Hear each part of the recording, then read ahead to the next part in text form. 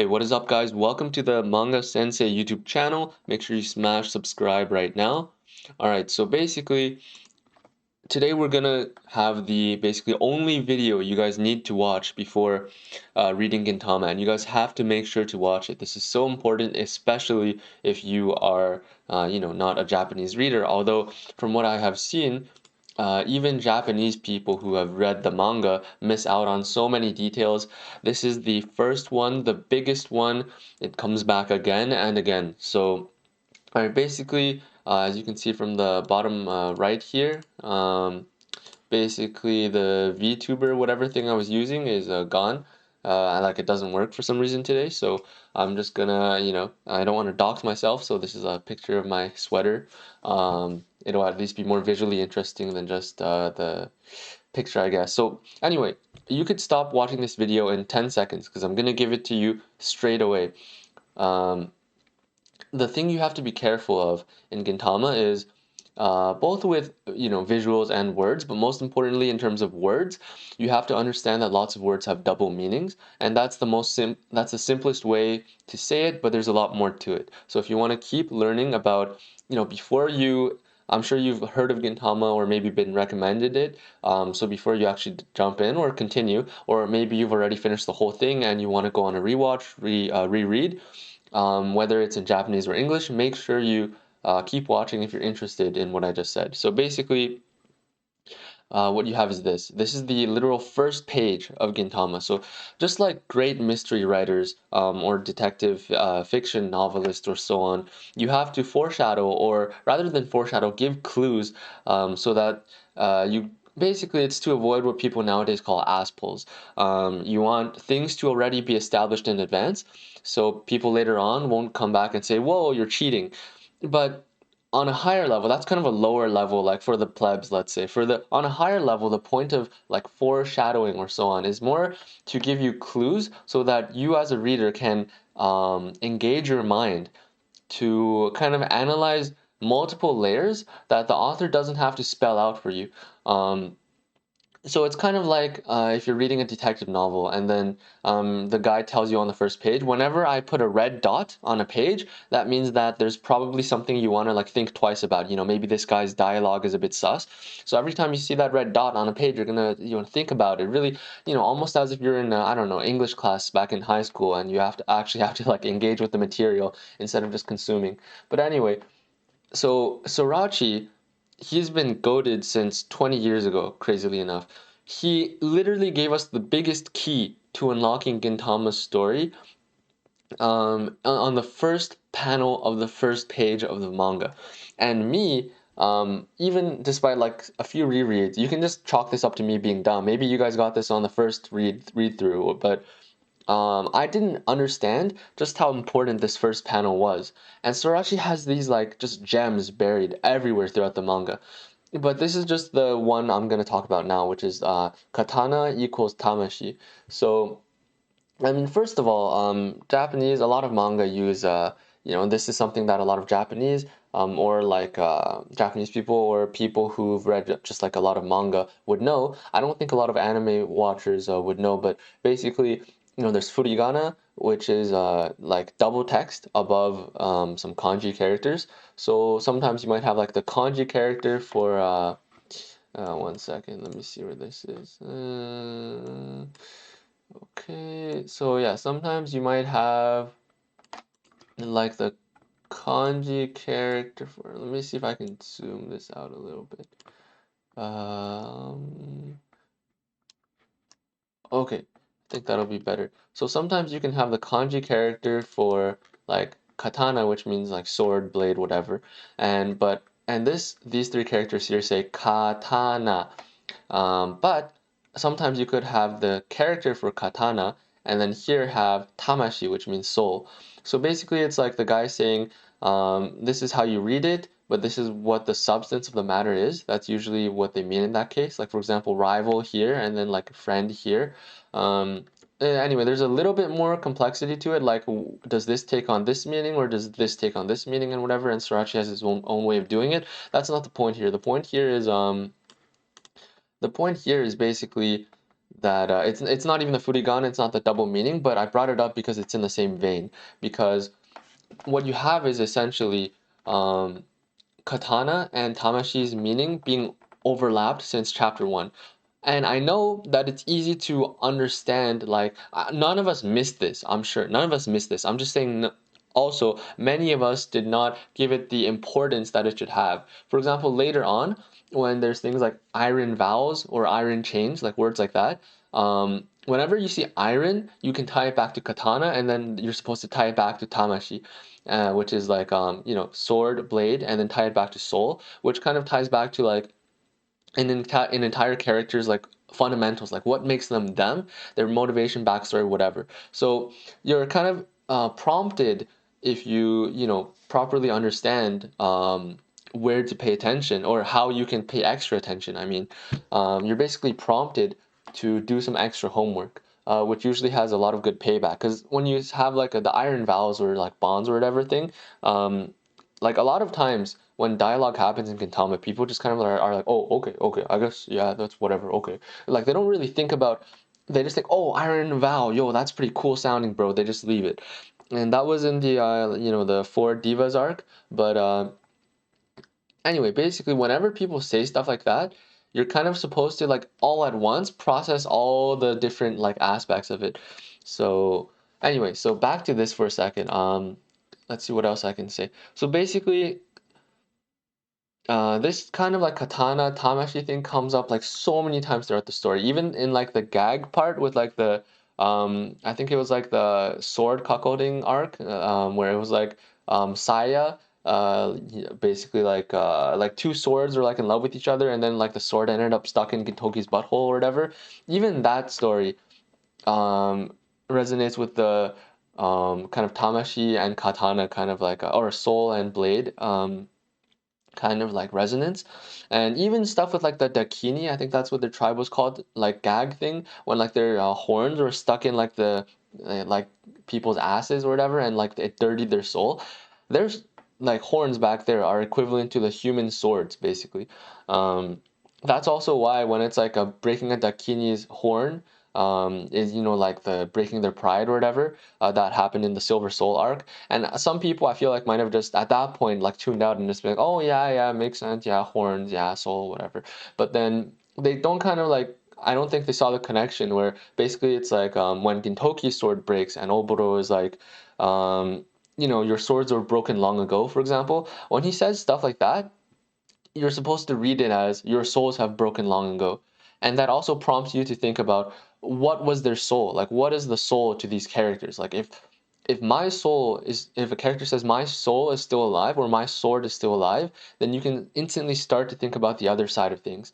So basically, I don't think I got too spoilery. I shouldn't have mentioned some names, I guess, or whatever, but might have spoiled some gags, I guess, like sword stuck in the butt. But anyway, the point is,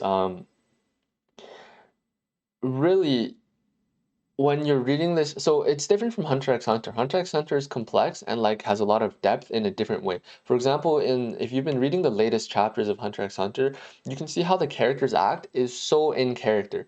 You're really never forced to break out, or a couple times, but most of the time, like to a surprising amount, you're never leaving the kind of atmosphere of the just that Togashi portrays. In Gintama, you're broken out of this kind of serious atmosphere a lot of the time, and like from gags, sometimes you switch to like romance, and then you switch to horror, then you switch to serious stuff again, within just one episode sometimes.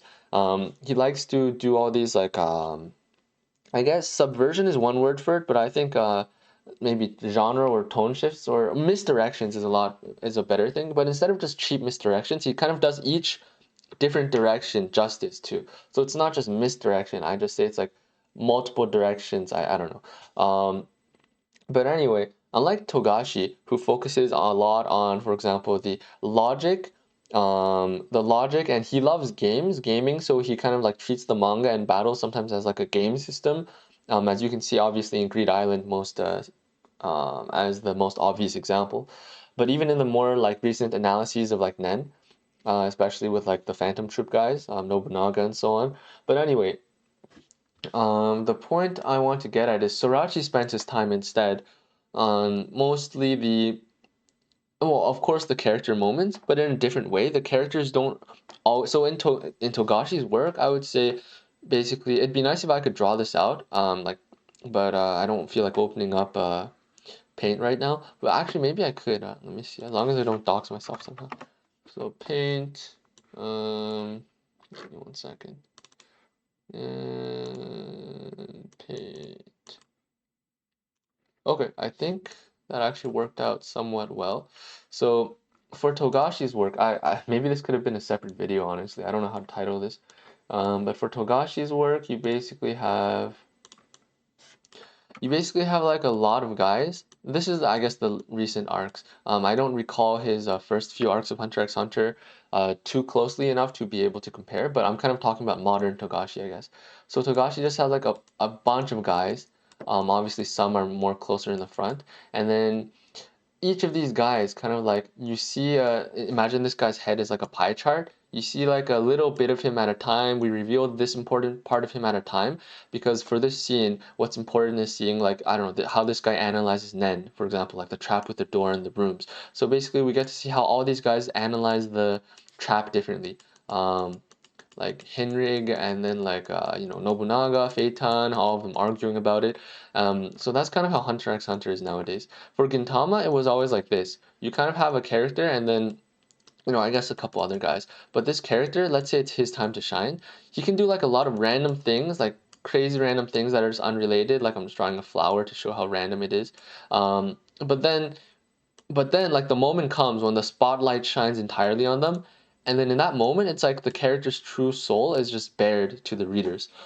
So basically these are two very different ways to write, and also during the spotlight it really like makes like let's say like there's a gemstone like hidden here, right? This light makes that stone really shine. This is like a sparkle kind of thing.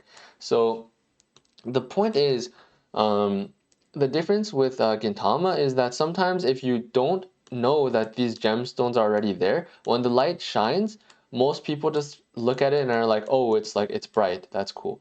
For example, one of these gemstones, I guess, not a character gemstone, but that would be, for example, the katana versus, or katana and the soul comparison. If it was just this one comparison used like once or twice, it wouldn't be that impressive. But this literally builds up over just 700 chapters, all the way to the very last chapter. Um, so that's something, like I said, that just people generally do not notice. Um, or at least they, like even I on my like I don't know fucking like 12th read through of some arcs, still catch new things that Sorachi is trying to, that Sorachi just like leaves there, like basically gems that he shines lights on occasionally, and then like I just keep missing these, and then I find there's just more and more. So that's Sorachi's way of making read-throughs just really, really worth it. Of course, Ashihara in World Trigger does it in a different way, Togashi as well. Um, but anyway, so I'm thinking how to wrap this up, but basically, I think the main point, I guess I'll just summarize the main point. Maybe I'll have forgotten some points I wanted to make, but that's okay. Um, just 1 second, let me pause. So yeah, basically, why is it called? Oh yeah, I guess I wanted to say this. This is the thing I should have said at the start. I should have reviewed my notes first. So it's called Silver Soul, right? Gintama. Silver Soul Gintama. So why is it called Gintama? Okay, so this is another moment when I was kind of blown away by how much Sorachi had in mind. So for like some manga, you'd be like, oh wow, the foreshadowing, or they foreshadowed that this happened. But for Sorachi, I think this is most important for writers and readers who are actually like dedicated readers, who engage their minds. It's not trying to like be so, I don't know, like clever about foreshadowing, as in like at the end of Attack on Titan, where it's like Falco. I'm gonna spoil this. I don't even care. I don't think it means anything, even if whether or not you're spoiled. I don't think the story element matters at all here. But like Falco, his name is Falco. He has a dream about a bird and flying and whatever, and then he becomes a bird Titan. Like wow, that's crazy. Um, So that's like shitty foreshadowing. Like it's, I guess it's flawless foreshadowing, so to speak, but it's shitty. Like I don't care about it. But here's one thing I noticed is like Gintama, which means silver soul. Gin means silver, of course. Tama, tamashi, soul. So the Gin here refers to Gintoki, of course, which is also silver time. That's kind of what the characters mean in Gintoki. Um, Sakata, actually, let me double check what's Sakata Gintoki. Sakata means it's kind of just like hilly field. I think is what it means, hilly rice paddy or paddy or whatever. But anyway, so I'm gonna leave that side part aside. Maybe I missed some depth in that, but the point I want to make here is the G here. I'm sorry. So the gin. Let me do this step by step. So the gin means silver, which refers to obviously if you've been following along with like my train of logic so far in this video, you should be able to deduce what this means. Even if I erase that, maybe let me give you like 5 seconds, maybe you'll figure out what it means. 5, 4, 3, 2, 1. Okay, answer time. The silver part obviously refers to a katana, and then tama obviously refers to the soul. So I'll draw it like this. So, there you go. Not even just in the first panel, but literally in the title of the story. It's right there. Gintama, silver soul. The silver refers to a katana. Obviously, they talk about this so many times. And also, for example, oh, and the silver soul part, like Gintoki when he's fighting Kintoki, for example. Oh, that's kind of a spoiler, I guess. But basically, when Gintoki, his character is called into question. They're like, your silver soul will never be blah blah blah. That's again, Sorachi is literally trying to spell out to the readers because a lot of people just miss it, man. Just silver soul, katana soul. Like understand this, guys. He was priming us for when he was actually gonna do the payoff on these motifs and themes. So that's one thing I wanted to talk about. Is it's literally shouting at us in the title. And the other thing was like in Toki's name. So there's this concept in so obviously Gin Tama, right? The joke there was that Kin Tama means ball sack. But another fucking genius Sriracha moment is he compares Gin and Kin all throughout the series. So whenever you see kin, like gold, and then or whenever you see silver, you might think there could be another like connection there. So for gintoki, right, kintoki, there's this concept in Japanese. So I could be just exposing how stupid I am. So if you're a Japanese watcher, feel free to expose me. But basically, there's something called like golden time. Um, basically like it's just like the good old days, like it's our best time, whatever. Maybe that's a thing in English as well. So see, I could already be sounding like a retard right now, but anyway. So when you say gintoki, this part is like really headcanon. Everything before this I'm 100% certain about. This new part is something I just thought of, so it might be like just really random. Anyway, just think about it as like a kind of a half stupid cherry on the top, I guess. So gintoki kind of refers to, it's like if it was Kintoki, you could think of it as like the golden era, I guess, like our best times, which some people would think about as like back with like flashback things. I won't go too much into detail, but clearly Kintoki had some past to him. But when it's silver time, it's just kind of like it's the same concept as well because you can connect it back to the like a golden time, I guess, thing. But it also kind of differs in that like if you look at how gold is always portrayed in the story, basically it's like it's like kind of a super shining, way too flashy kind of thing. It's like trying too hard to be, I guess, like it's like a fake gold almost. Whereas the silver is kind of meant to be like the kind of more cheap looking, like more kind of I guess down to earth, but that what's actually like deep down inside, I guess, kind of thing. So it's kind of like, the current age that Gintoki is living in can be seen as this kind of silver age, I guess. Anyway, that's just kind of me trying to be overly poetic. But the thing you should take away from this paint is one, it's like the Togashi thing, where Togashi is like brushes, where Togashi is like all these guys show like a tiny, and we might never get the full pie chart of a lot of these characters, and I think that's okay. We just get like these little slices, whereas in Gintama it's like shine a spotlight, and then obviously the part that's shined on is great, but then the hidden parts also start to like shine a bit. That's the first thing I wanted to say in this Microsoft Paint, Paint thing.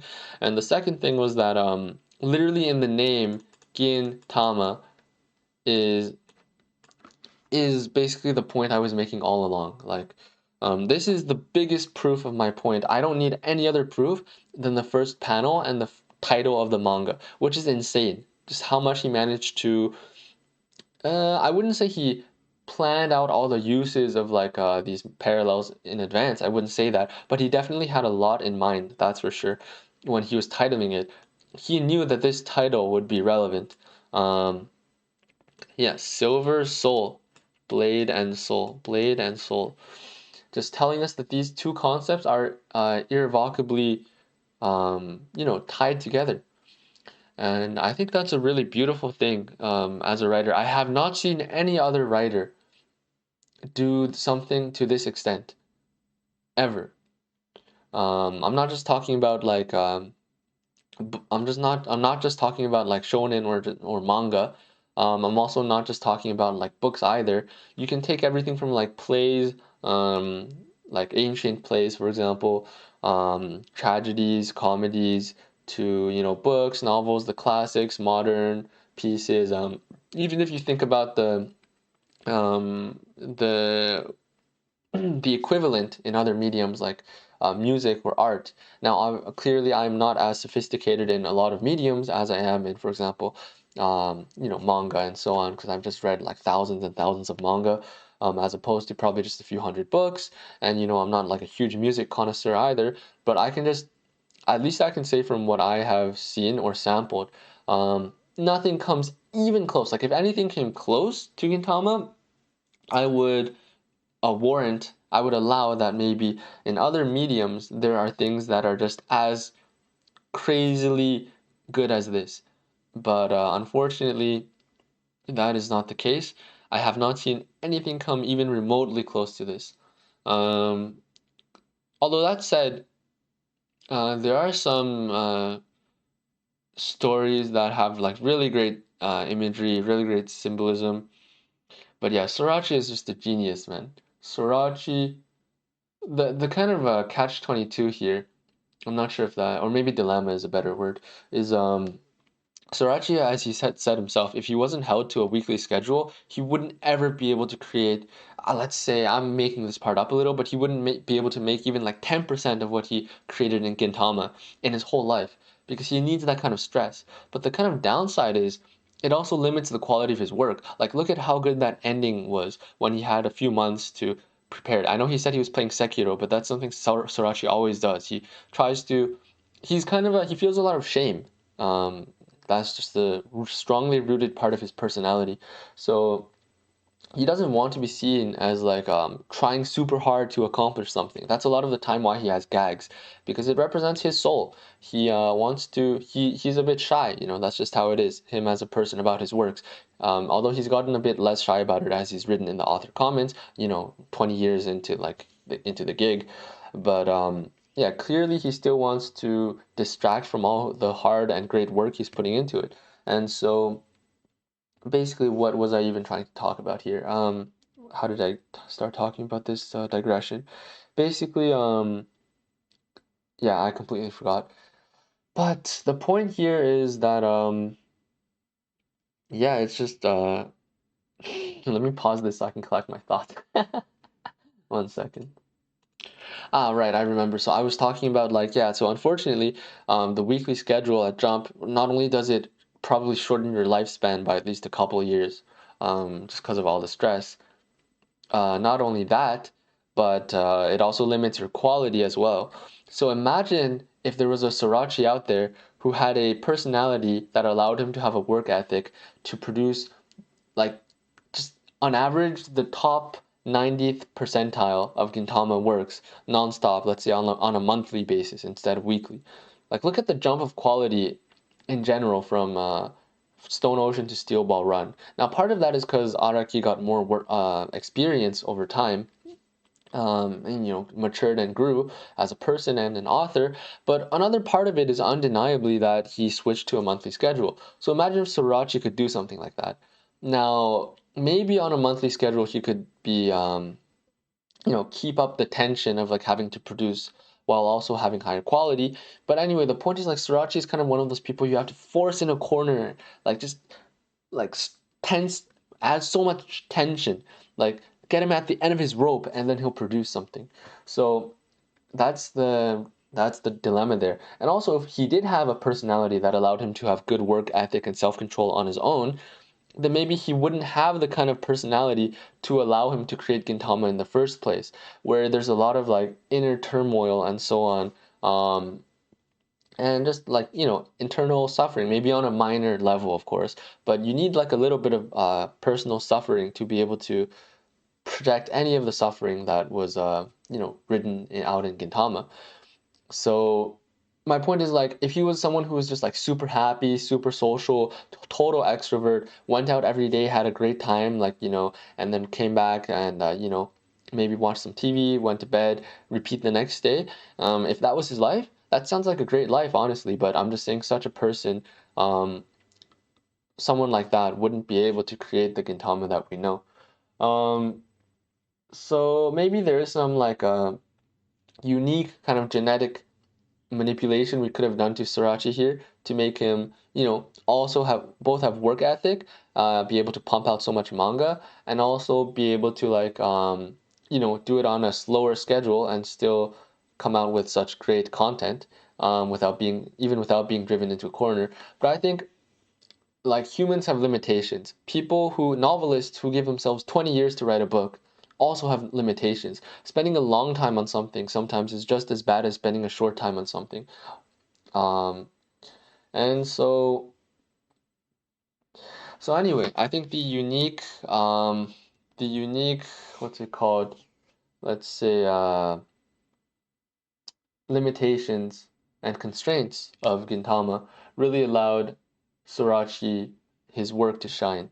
So that's why if he comes back and does another work, I hope it's after exploring some other mediums, because who knows, maybe he'll be a better podcast storyteller than a mangaka somehow. I doubt it, but I think he should experience a lot of different mediums if he can. Maybe be a novelist under a pseudonym, and then after definitely come back to Jump. At the very least, a monthly manga, a monthly serialization, um, because I think, and also he should probably get like his life in order and maybe like raise the kids and whatever if he has any. But when the time is right, this man has to return. So to summarize today's topics, I think the main one was I wanted to talk about the kind of like connections and motifs and so on, and like symbolism and different words, mostly words. And then I went in more detail about the name, which was I went more detail about the first panel, which is the one with the sword. Actually, if I look at that panel again, um, actually, never mind. But yeah, so that there was the panel, and then I went into the title, which is Gintama. Actually, before that, I talked about the difference between Hunter x Hunter. Then it was the title. Then I talked about like I don't know, unique constraints that led it to be what it was, and so on. And anyway, so there was a lot of stuff there. I think basically it started out being very on topic and meandered a little by the end. I'd say the first 2 minutes are definitely what you should watch, even if you know nothing about Gintama. The next 10 minutes are probably for people who like Gintama, and then the remainder is just people who either just like to hear me ramble on or, are very dedicated, Gintama fans. So that's about it. I'm gonna stop the recording here. Make sure you smash subscribe.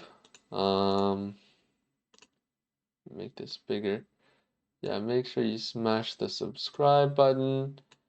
And yeah, thank you for watching, and leave your thoughts below in the comments. And basically, I will not condone anyone who says Gintama is not a 10 out of 10. It's just impossible. Either you missed something, or like somehow, unfortunately, on a human level, you're just incompatible with Sorachi, which is a really big shame when that happens. And I think that's um very rare, I think, for such a human work as Sorachi's. So yeah, this is my very stubborn take. If you don't think it's a 10 out of 10, like even if you think it's a 9.95, to me, either you missed something, you didn't put enough thought into it, or you're just fundamentally incompatible with it, which is a shame. So, so what an egotistical way to end this video. Anyway, thank you for watching and have a good day. Peace out.